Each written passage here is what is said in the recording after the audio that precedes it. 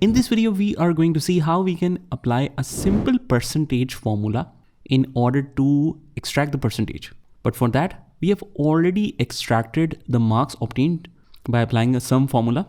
So this is the total that the student obtained in all of the subjects, but we need to mention the total marks as well for each subject, and that is 100.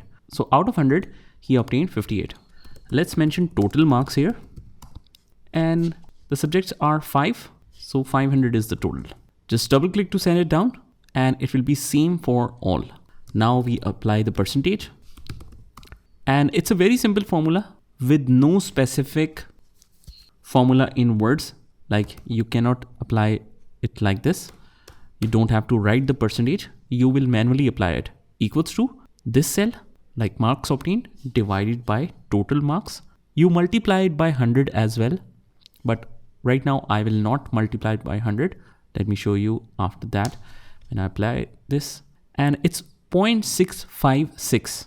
Then we go to the home tab, and under home tab, you see this formatting area where you can see this is set to journal. But if we set it to percentage style, it will automatically convert it to 66%. That means multiply by 100 is the part of this format.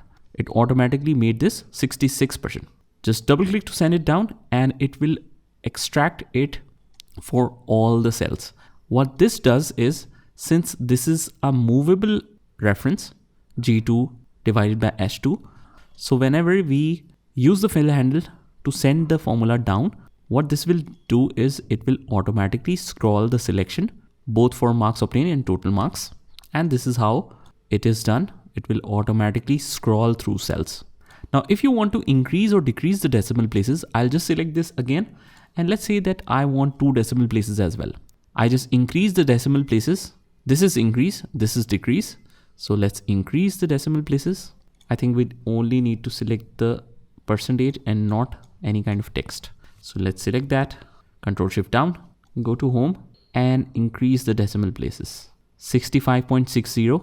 That's how we set the percentage or any number in the decimal places. So this is a simple formula of percentage. Just try this by yourself and I'll see you in the next one.